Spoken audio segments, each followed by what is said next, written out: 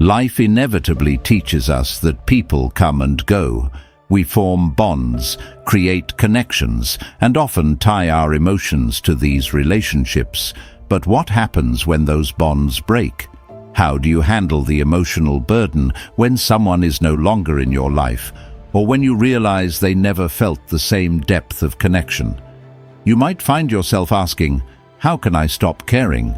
Or is it possible to detach emotionally without losing a part of myself? This is where Stoicism, particularly the insights of Marcus Aurelius, can provide guidance. The Stoics were adept at understanding human emotions, not by shunning them, but by learning to balance their impact on our lives. Emotional detachment, in their view, isn't about becoming cold or indifferent. It's about regaining clarity and inner peace. In this article, I'll share 5 timeless Stoic principles inspired by Marcus Aurelius that can assist you in emotionally detaching from someone. This isn't merely theoretical, it's practical advice aimed at transforming how you relate to yourself and others. Rule 1. Embrace the impermanence of life. Marcus Aurelius once stated, "Everything we hear is an opinion, not a fact. Everything we see is a perspective, not the truth." When it comes to emotional attachments, we often hold tightly to our own view of someone, a story we tell ourselves about their significance in our lives. However, the truth is that all relationships are temporary. One moment, you're close. The next, they're gone, whether through distance, death, or the slow fading of intimacy. This may seem disheartening, but accepting impermanence is the first step toward emotional detachment. When you acknowledge that no connection lasts forever, you become more present in the moment. It's like holding sand in your hand. The tighter you grip, the faster it slips away. The same goes for relationships. The more you try to cling to them, the more they slip through your fingers. I once had a friendship that lasted over a decade. We shared dreams, fears, and countless late-night conversations. As time went on, everything shifted. No matter how hard I tried, the gap between us widened. It was only when I came to terms with the fact that our friendship had reached its end that I was able to release the emotional burden. Marcus Aurelius might have put it this way: embrace the idea that all things come to an end, and you'll find it easier to cope when they do. Rule 2. Master your emotions through rational thought. It's easy to feel like our emotions are in control. When we're close to someone, feelings of pain, sadness, or anger can seem unavoidable. But the reality is that emotions are not the truth. They stem from our thoughts, beliefs, and how we interpret events. Marcus Aurelius highlighted this: you have power over your mind, not outside events. Realize this, and you will find strength. To detach emotionally, we must first understand that our minds shape our emotional experiences. Our thoughts can either stir up a whirlwind of feelings or help us find calm. Take a breakup, for example. It's normal to feel devastated, to replay conversations, and to analyze every little detail. However, instead of allowing emotions to take the reins, the Stoic way is to ask, what are the facts, and how can I view this differently? Option for thoughts that free you from emotional suffering instead of extending it. Think about this scenario. You send a sincere message to someone important to you, but hours pass without a reply. Your mind begins to race. Did I say something wrong? Are they upset? Do they not care?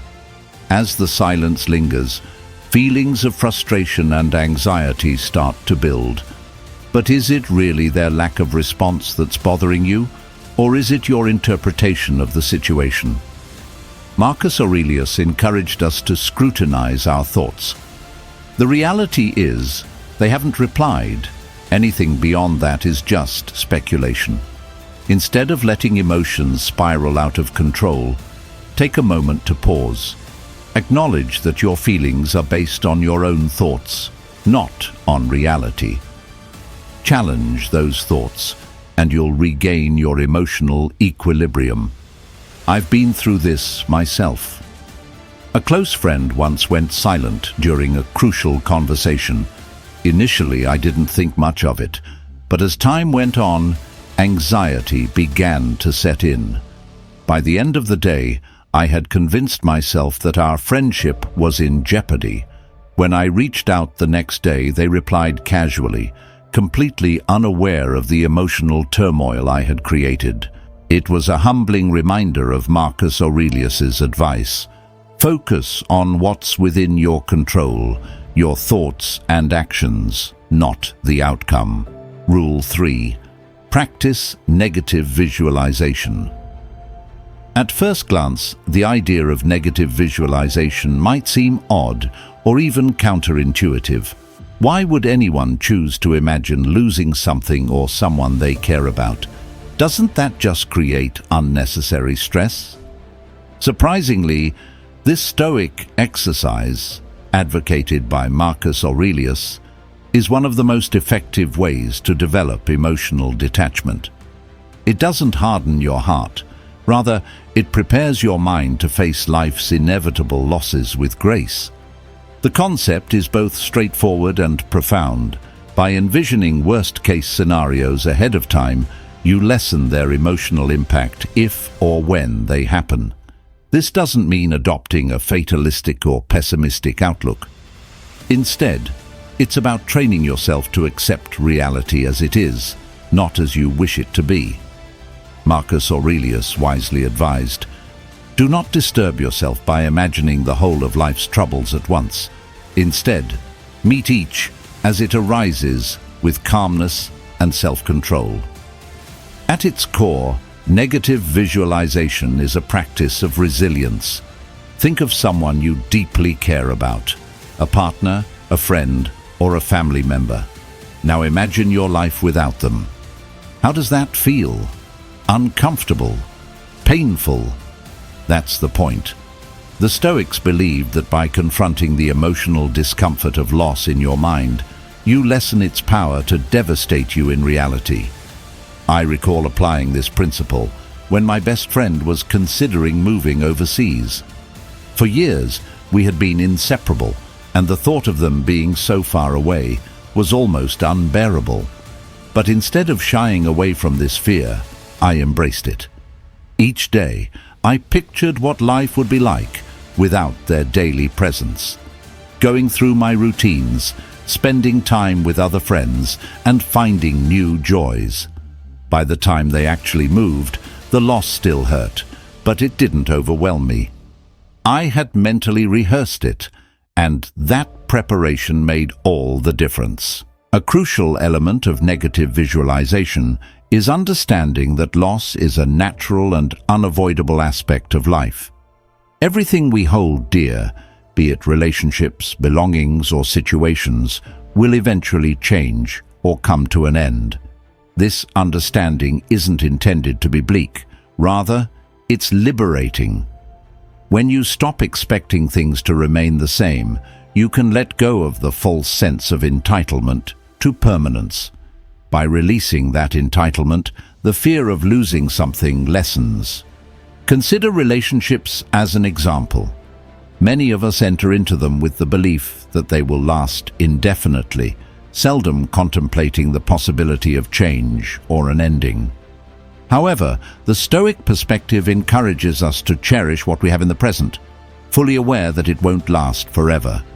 This viewpoint is liberating. I once found myself in a relationship where anxiety about its potential end consumed me. The thought of losing that person felt overwhelming. When I began to practice negative visualization, my mindset shifted. Instead of fixating on maintaining control, I envisioned life after the relationship. Although it was painful to think about, this practice reminded me to appreciate the present. When the relationship eventually ended, I was more prepared than I had anticipated. The true benefit of negative visualization lies in the inner resilience it fosters. By consistently imagining worst-case scenarios, you cultivate a solid emotional foundation that remains steady amidst life's uncertainties. You come to understand that regardless of what happens, you'll be okay. And that's the essence of emotional detachment. Not withdrawing from life, but liberating yourself from the illusion that happiness relies on things remaining unchanged. Rule 4. Focus on what you can control. One of the most empowering realizations in Stoicism is understanding the distinction between what is within your control and what is not. This principle is especially crucial when it comes to emotionally detaching from someone. Why? Because much of the pain we experience in relationships stems from a futile desire to control things that are simply beyond our influence.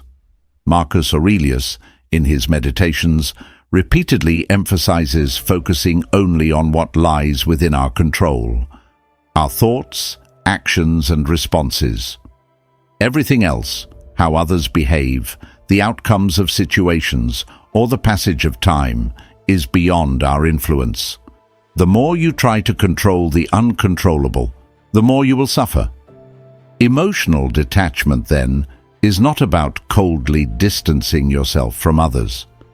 It's about releasing your attachment to outcomes you cannot dictate. When you're deeply connected to someone, whether a romantic partner, a friend, or a family member, it's natural to want to influence how they feel about you. You want them to care for you as deeply as you care for them. But the hard truth is that you cannot control their emotions. You can't force someone to love you, appreciate you, or treat you the way you believe you deserve. What you can control is how you respond to their actions. Think about a time when you tried to influence someone's feelings or behavior. Perhaps you went out of your way to win someone's affection, or exhausted yourself proving your worth to a friend who never truly valued you. How did that feel? Likely it left you frustrated, anxious, and powerless, because you were chasing something outside your control. In my own experience, I was once in a relationship where I felt like I was always trying to hold things together. No matter how much effort I put into planning thoughtful dates, sending kind messages, or being emotionally available, it seemed like I was always one step behind. They would pull away, and I would try even harder. It turned into a cycle of constant anxiety as I attempted to control their feelings toward me. When I finally embraced the Stoic principle of focusing on what I could control, my actions and my self-worth, I was able to release that anxiety. I understood that I couldn't force them to love me more or treat me better. The only thing I could manage was my own response. So I chose to detach. The relief was overwhelming. Letting go of that emotional weight allowed me to find peace. One of the most freeing things you can do for yourself is to embrace emotional autonomy, the realization that your happiness, peace, and emotional stability do not rely on someone else's behavior or feelings. When you hand over your emotional well-being to another person, you give up your power. You become a prisoner to their moods, actions, and choices. Imagine being in a friendship where you constantly feel overlooked. Your friend stops making time for you and you feel neglected. It's natural to feel hurt and to dwell on what you might have done wrong. But here's the reality. Their behavior is beyond your control. The only thing you can control is your response. Do you want to keep pursuing someone who doesn't appreciate you? Or do you want to focus your energy on relationships and activities that bring you joy and fulfillment? Control is how you respond to their actions. Think about a time when you tried to influence someone's feelings or behavior. Perhaps you went out of your way to win someone's affection, or exhausted yourself proving your worth to a friend who never truly valued you. How did that feel? Likely it left you frustrated. In my own experience, I've had friendships where I unknowingly let others have too much sway over my self-worth. When they were distant, I felt unworthy. When they were attentive, I felt valued. This emotional roller coaster was exhausting. By applying Stoic principles, I made a conscious decision to stop tying my self-esteem to their behavior. I focused on cultivating my inner stability, independent of their actions. This didn't mean I cared less about them. It meant I stopped allowing their behavior to dictate my inner peace. The ultimate aim of concentrating on what you can control isn't to detach from people, but to let go of the illusion that your happiness relies on their actions. When you adopt this mindset, you liberate yourself from unnecessary suffering and uncover a deep sense of peace and resilience. Rule 5. Acceptance and emotional detachment, finding freedom in letting go. Emotional detachment isn't about being indifferent, it's about embracing reality. It involves recognizing life's unpredictability and accepting what lies beyond our control. We often find ourselves asking questions like, "What could I have done differently?" or "Why did this happen?" While these thoughts are natural, they stem from a desire to change the past or influence outcomes that are no longer in our hands. True peace arises from letting go of this need for control and concentrating on what we can shape, the present moment. As Marcus Aurelius famously stated, "The impediment to action advances action. What stands in the way becomes the way." This means that the challenges we encounter are not just obstacles, but also opportunities for growth. By accepting what we cannot change, we can redirect our energy toward what truly matters, responding with strength and resilience instead of resistance. When we take a step back and consider the bigger picture, the weight of our emotions starts to lighten. Stoic philosophy teaches us that life is vast, and the moments that feel overwhelming now are fleeting in the grand scheme of time. Ask yourself, will this matter in 5 years? Does one person or event truly define my life? By embracing this broader perspective, emotional detachment shifts from being about shutting down to achieving balance.